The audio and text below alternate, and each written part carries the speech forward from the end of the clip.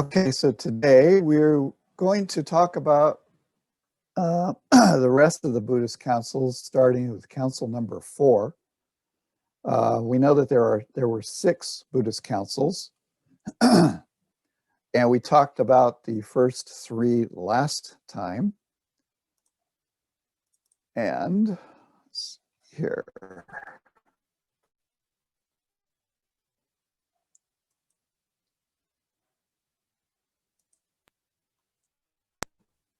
Okay, so we went through the first council, second council, and then the Great Schism that occurred after the second council. And that was because of the 10 items that were brought forth by what became the Mahayana side of Buddhism, and the disagreements they had with not being able to change the rules to what they wanted to change them to. And this caused a schism. And then we talked about the origin of all these different schools of Buddhism, Theravada, Mahayana, and then the third council came along under Ashoka. Again, Mahadeva came forward with his 5 points of what he thought an arhat was supposed to be. And the greatest one that I enjoy is where when you become an arhat, you go, aho. Actually, I think Bhante would say, when you become an arhat, you go, oh, wow. So they might have been right on that one. I don't know. Here was where the first council was, in the Satapani cave near Rajgir, India. And the first council put together the Vinaya and the Sutta, and they solidified all of the teachings. Venerable Ananda was able to recite, and he remembered all the teachings that the Buddha spoke, because his memory, he had a photographic memory.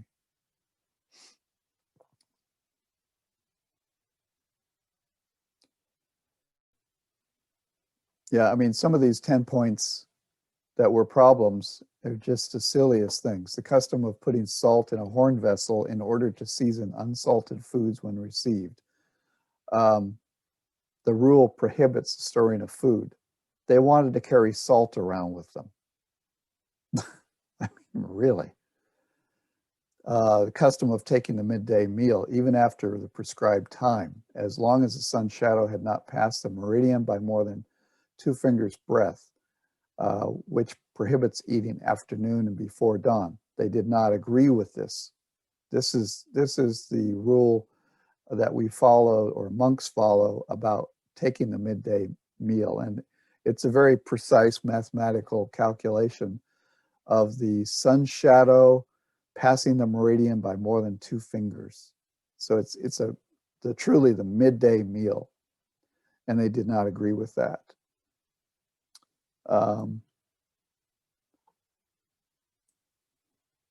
Eating again, the custom of going into a village after a meal and actually going back and eating again. Man, these monks really wanted to eat.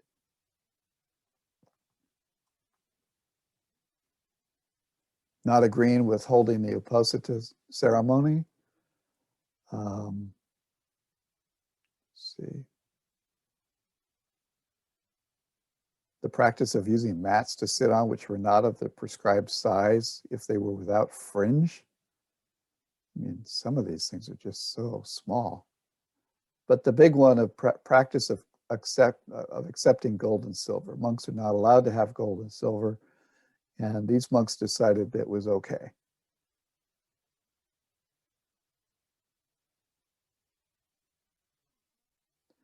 So the second council said no, and the Great Schism happened.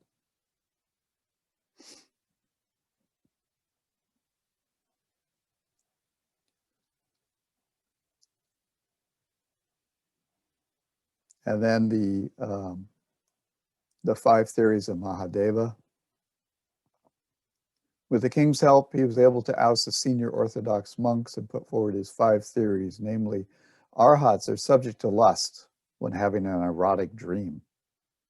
Arhats may have residue of ignorance. Arhats may still have doubts. Arhats may be excelled because they may need others' help. Attainment of the pass is accompanied by an exclamation as aho. Arhats are certainly free of all of these things.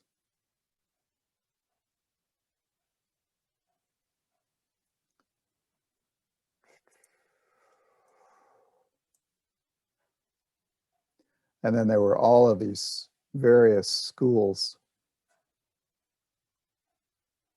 of Buddhism. All the branches, all of these branches of Buddhism came out.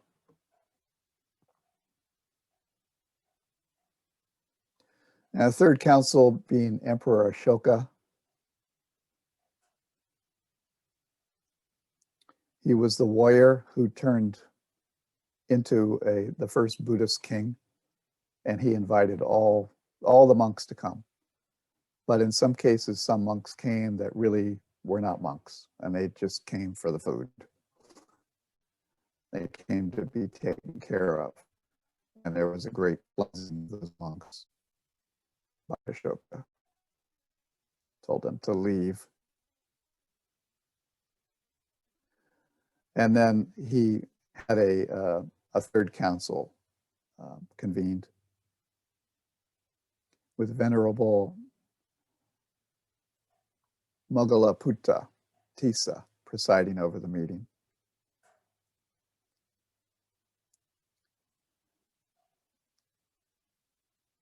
In which controversial doctrines of various Buddhist sects were examined and refuted, leading to the composition of the Katavatu, Points of Controversy, one of the 7 books of the Abhidhamma. The assembly took 9 months to rehearse the teaching, after which the Pali Tipitaka was compiled and closed. So here is where the Abhidhamma starts, in the third council, 236 years after the parinibbana of the Buddha. And this is quite well documented. So anybody who says that the Buddha taught Abhidhamma, it can't be, because it came along in the third council.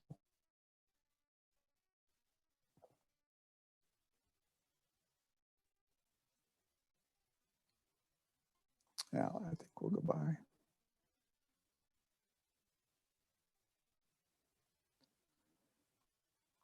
Okay, so the fourth council. This happened 72 AD, or 72 years after the birth of Christ. If I've got my history right here. It happened in a village called Matali. Although lesser known to ordinary tourists, it is well known to Buddhist scholars because here one can find the International Buddhist Library and Museum and the historic Ashoka Cave, the site of the Fourth Council, where the Buddhist teachings were committed from oral transmission into writing on ola palm leaves. So at the Fourth Council, the major accomplishment was writing it all down. Visitors to the museum will be able to view the process in which ola leaves are dried, smoothened, and observe the technique of writing with ink on the leaves. There is a showcase where a set of the Pali Tipitaka written on ola leaves is kept. And here is the Ashoka Cave.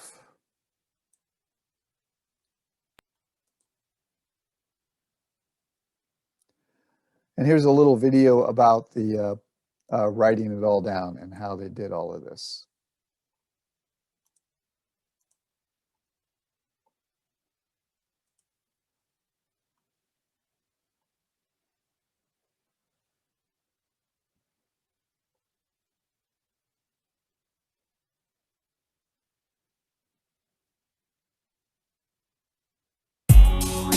So, you hear this? No? Yes?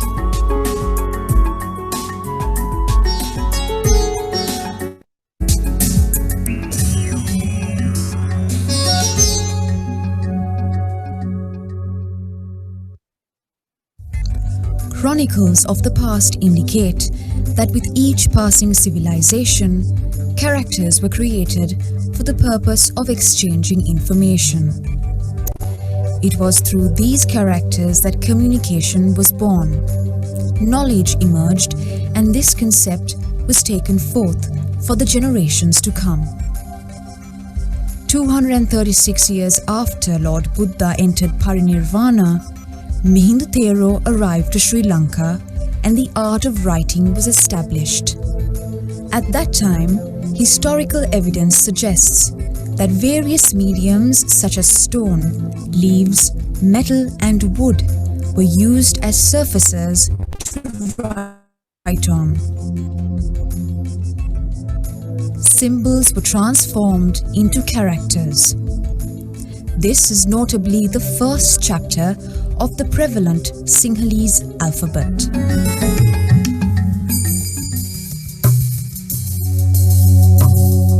As the art of writing in Sri Lanka flourished, so did its materials, and this is when Ola or Palmyra leaves held a special place. The leaves with a lighter shade, more likely from the younger Palmyra tree, were preferred.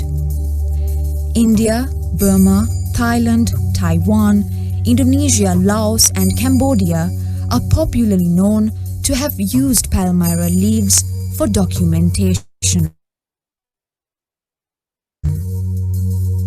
According to the Mahavamsha, it was in the 2nd century, during King Balagamba's rule, that the writing and designing of these Ola leaf manuscripts began. Along with the arrival of Mihindu Thero came the lessons of the Tripitaka. With this, the Ola leaf manuscripts developed over time, and during the Anubradhapura period, it was known as Atua, while in the Polonnaruwa and Dambadiniya periods, it was known as Tika and Tippani, respectively.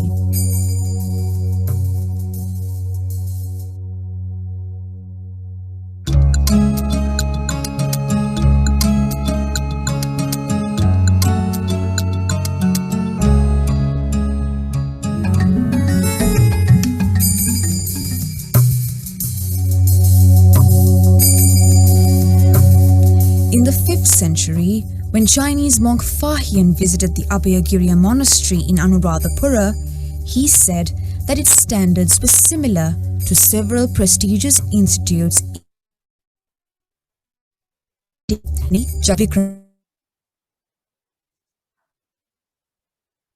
Vikramashila and Nalanda universities. Fa Hien's texts further state that there were close to 5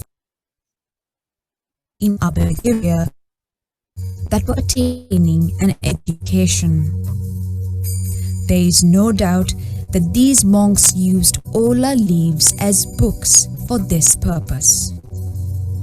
Also from its inception, Ola leaf manuscripts were created for monasteries and Buddhist monks alike.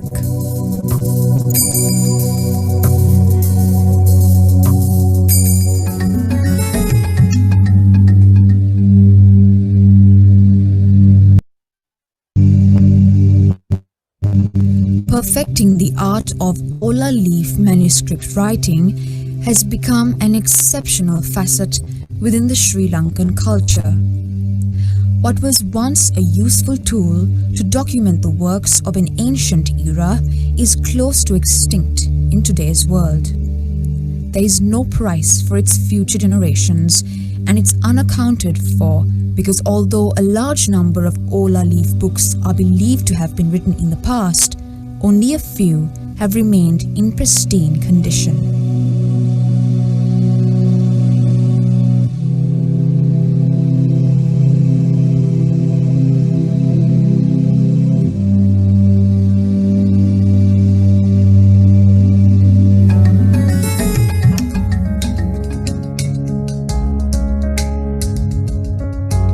Ola leaf books are not being used as much as before, primarily because they have disintegrated due to environmental issues, chemical hazards, and biological reasons.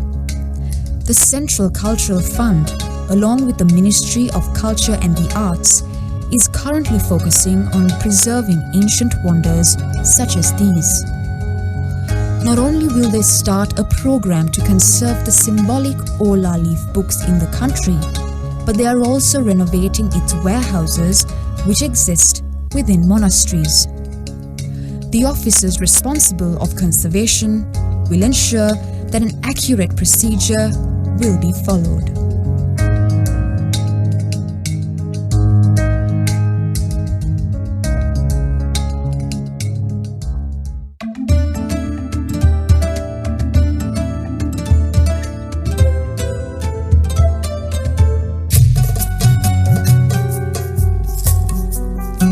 These Ola leaf manuscripts have not only contributed to the heritage of Sri Lanka, but have also contributed universally, offering those who have access to it with a sea of knowledge. The manuscripts tells us a story that have not even been derived or understood from ancient texts. These books have intrigued researchers and scholars both locally and internationally. When observing the culture in Sri Lanka, there is a massive amount of historical value in these books that money can't buy.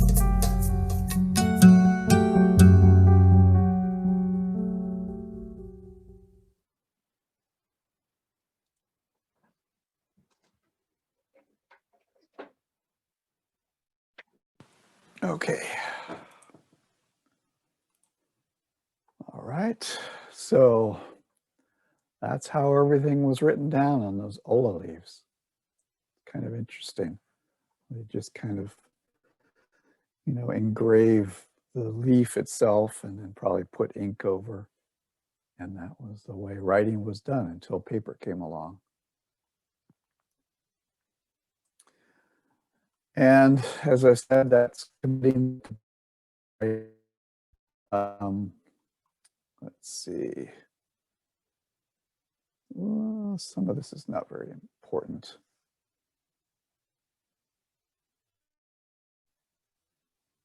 Yeah. So this event took place at the Ashoka Cave Vihara in Malaya country, Matali, a place in the island of Tambapani, Ceylon, which is Sri Lanka. This council is considered to be the fourth by the Theravada school, although in India, another council held under the patronage of the Kushan king Kanishka around 100 AD is considered as the fourth council. At the end of this council, the texts, along with the Atthakatha's commentaries, were inscribed on Ola palm leaves, and the scriptures were thoroughly checked and rechecked to ensure their authenticity. This was how the three Pitakas were preserved. A visit to the Ashoka cave will certainly evoke a deep sense of gratitude to the Sangha for their wisdom and compassion in authenticating and documenting the Buddha's teachings for future generations. Thanks to the foresight and indefatigable efforts of these great elders, there is no room either now or in the future of self-styled progressive monks or scholars to adulterate the pure teaching.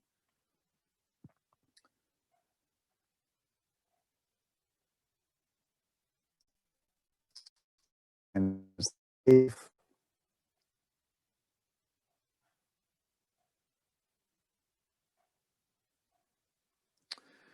so, fourth council was the modern era. The fifth council was 1871. Let's see if we have anything here.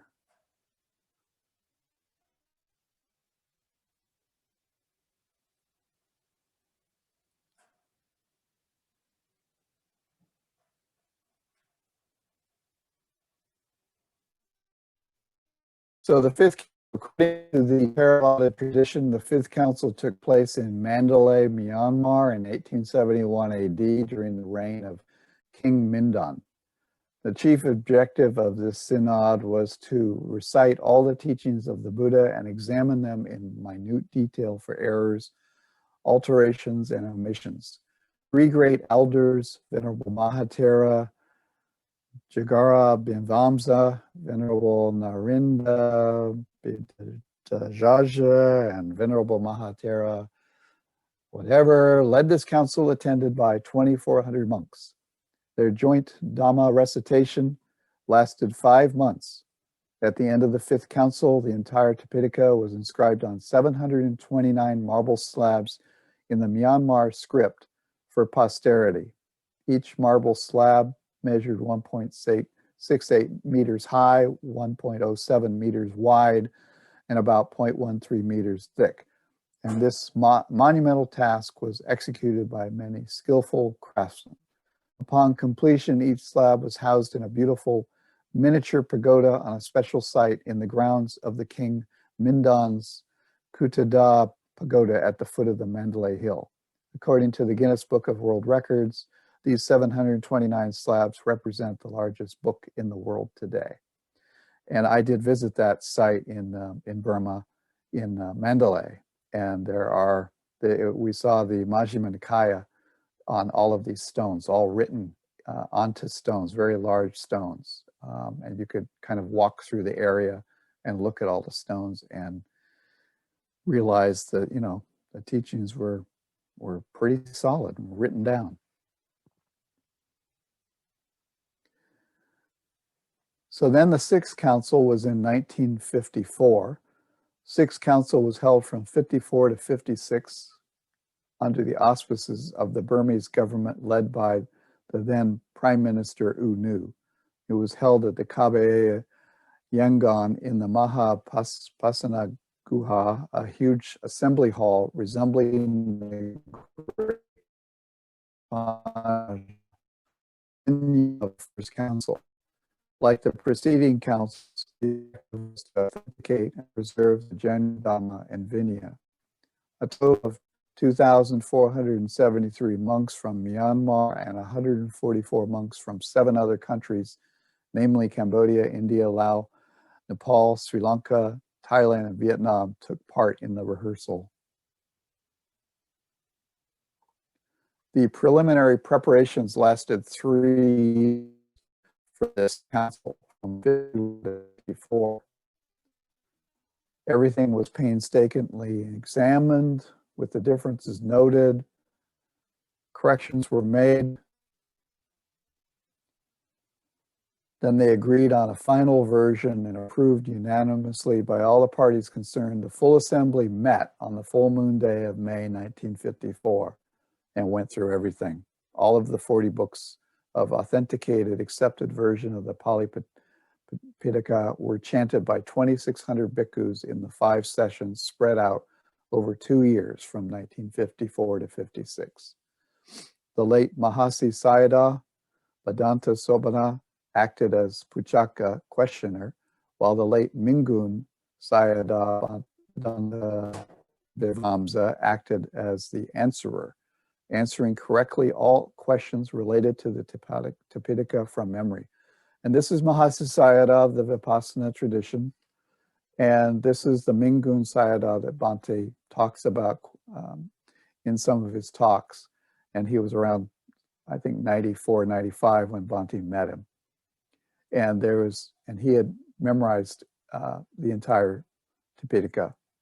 And that's quite a feat. That's 12,000 pages, I think. Finally, after the council had officially approved the text, all of the books of the Tipitaka and their commentaries were prepared for printing. This notable achievement was made possible through the dedicated efforts of the 2,600 monks and numerous lay people. Their noble task came to completion on the full moon day of May 1956, to coincide with the 2,500th anniversary of the Lord Buddha's Mahaparinibbana. The version of the Tipitaka of this council, known as the Sixth Synod edition, has been recognized as the pristine teachings of the Buddha. It is the most authoritative rendering today. After the scriptures had been examined thoroughly several times, they were put into print, covering 52 treatises in 40 volumes, or 8,000 pages in total.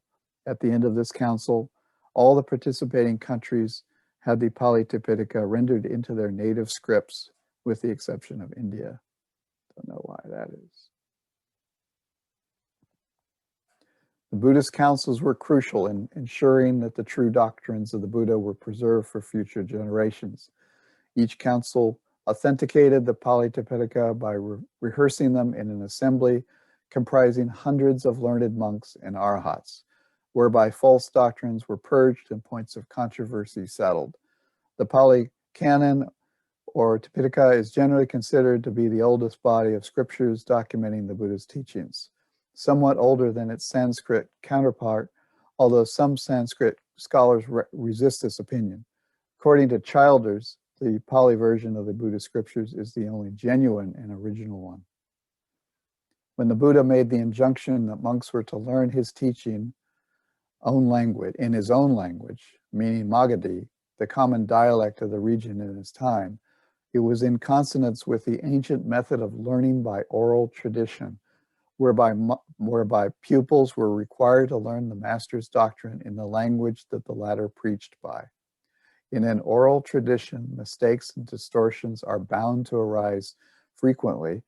By adopting a common medium of instruction, these mistakes and distortions can be quickly detected and corrected by rehearsing together. This was what actually took place in the Buddhist councils after the Buddha's parinibbana to ensure that the true teachings were preserved. There is much controversy among scholars regarding the origin of Pali, the language of Theravada scriptures. However, the Theravada Buddhists, it is a non-issue. As pointed out by Sayadaw Titila, the Pali Canon contains everything necessary to show forth the path to the ultimate goal of Nibbana, the cessation of all suffering.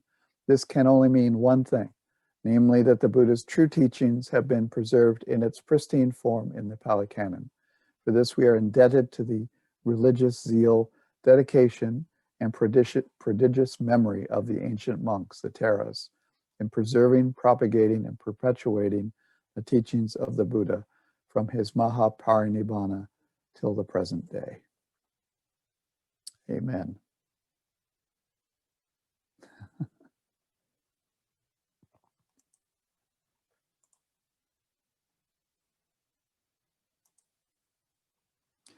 And there you go. 6 Buddhist councils, and reciting and writing down and going through the points of the issues, the problems, the controversies, taking years to go through all of that. And luckily they did that, or else we may not be sitting here today on Zoom. Yeah. Maybe we'll have the next Buddhist council on Zoom. Looks that way, isn't it? Yeah. I don't know. Yeah, people. This is coming from Burma. I know these traditions. You know, like since like the little monks. You know, when they were like 7 years old, they start ordaining. It's smaller monk, and then they studying to studies like by heart. Even today, like with all the digital and everything, they had all these exams and everything's are like by memory. It's truly amazing. Yeah. Yeah, and that's why Bhante is always asking people to memorize suttas. Yeah. And if it's up to our sangha, I don't think we're gonna have anything being passed down. Nobody's memorizing anything. So we're a lazy sangha. I don't know. Maybe somebody can memorize something. I do know we had a monk come here from Australia, and he became a monk when he came here, and he stayed a monk for a few years, and he did memorize Majjhima Nikaya number 111. Wow. And Bhante said, "So, I want you to recite that it was a retreat going," and he got it right, and he went through it. Yeah. And then I know that Bhante's always talking about Sister Kema, who memorized 6 sets of 6. And, over their journeys throughout the U.S., they're constantly working on that. And she to repeat that, recite it from memory. But outside of that, I think I started on 111 and didn't get too far, but it was actually very useful. I mean, it really does lock into your mind, Yeah. the sutta, the meaning, and all of this. Yeah, when we were young, we had to learn how to recite Metta Sutta by heart. So it's like I used to, be able to recite a couple of sutta, but in Pali, doesn't know a word.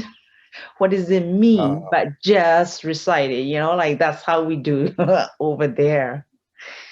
And it's really funny for me. It's like, although I came from Burma, there's a lot of scripts in Burmese language. These days, I still read sutta in English. So, yeah. Same in Sri Lanka, yeah. Pali, Yeah, we right? read like parrots, yeah. Yeah. Have you been in Sri Nandani, Lanka, have you David? been to the Olympic cave? Yeah, I have Have been there. you been to the Olympic cave? Yeah, You Alvihare, have? yeah. Yeah, it's close to my city actually, where I live. 1 hour drive, I think, yeah. Yeah, I have been there. Mm-hmm. Have you been to Sri Lanka, David? Oh yeah. Oh, Yeah. that's not. Couple times. The last time was with Bhante at the World Buddhist Conference in 2018. I will tell you that if anybody's interested, I would say if you go to Sri Lanka, you want to go to the Temple of the Tooth. Yeah, that's the And in city. Kandy. That's my city. Yeah. Oh, so you're in Kandy. Oh, okay. I'm from Kandy, actually. Well, yeah. I'll tell you a little experience I had there. Yeah. Yeah. When we were being taken around on tour buses, and it was we were going to go up to Anubradhapura and visit all the ancient ruins and have ceremonies up there. And by the time we were done, we were coming back down into Kandy, and we're all quite tired. And we stood out in the courtyard, under this blazing sun, waiting to go into the Temple of the Tooth. And as soon as you go through the door, as soon as I went through the door, I felt all this calm, this energy come to me. And all of a sudden, I wasn't tired anymore. And as we went up to the upper level where the tooth is stored, and we went into that area, it's almost as though your mind goes into jhanas just almost by itself. Yes, David. Yes, that happens. And we go every Sunday, we make the milk rice. And every Sunday, early morning, 5 o'clock, it's a tradition for us. My mom is making milk rice, and every Sunday we go, because from my house to that temple, maybe 10-15 minutes distance. Oh, wow. Yeah. When you go next time, let me know. I will tell my brother to help you all out, because he's in the forces, army. Yeah. And they have quite a great museum there too. Yeah.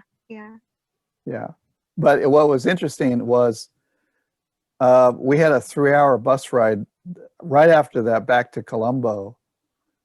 And we were not, I mean, that road, it can be rough, going all the way down and going in and out all over the place. And for probably 2 hours of that journey, I felt nothing at all. I felt so calm, so peaceful. My mind was undisturbed. And then about an hour before we got to Colombo, it was like it all kind of disappeared.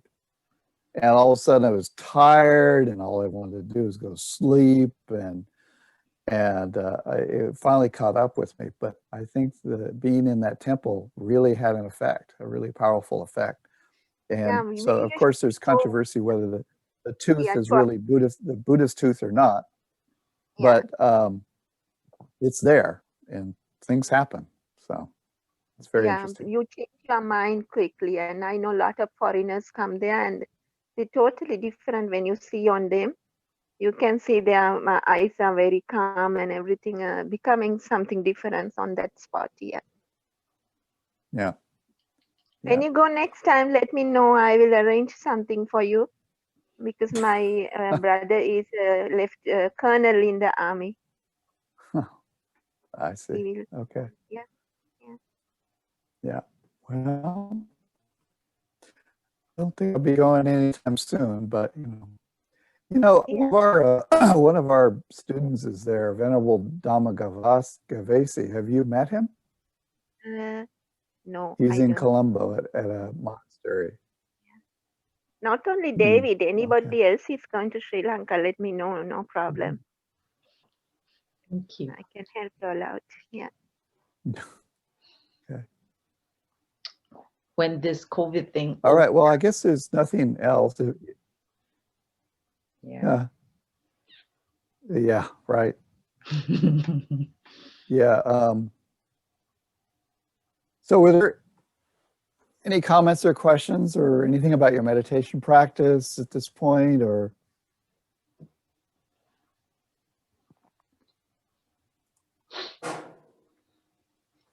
I'd like to make a comment. Mm-hmm. Yeah. So through the practice, it was great that you reminded us that it's okay when your mind goes off to another thought, and that how you bring us back to feel the feeling, because it just as a novice, it was a good reminder and affirmation that your mind does go off, but just come back. And it was just a good reminder in the middle of it that and thank you. It was just a good reminder to bring us back. Great. Thoughts are okay. Just come back.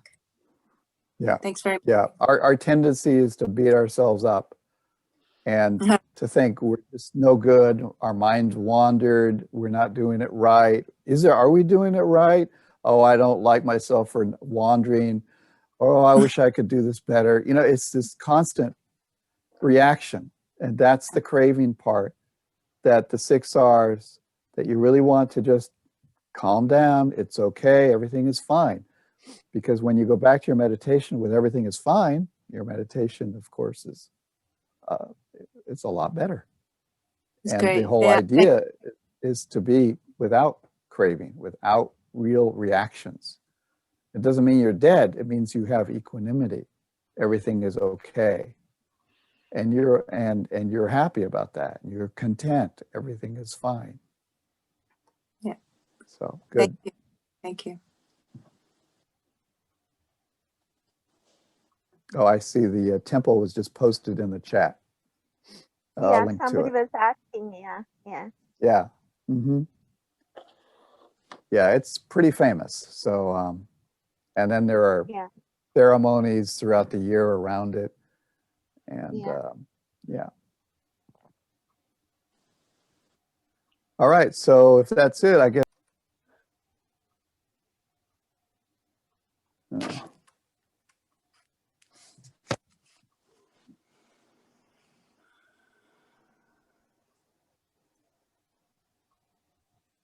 One second here. Let me. Online.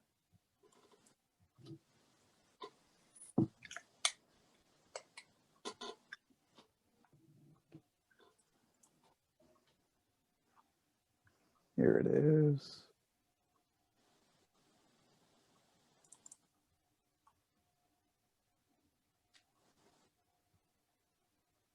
Okay.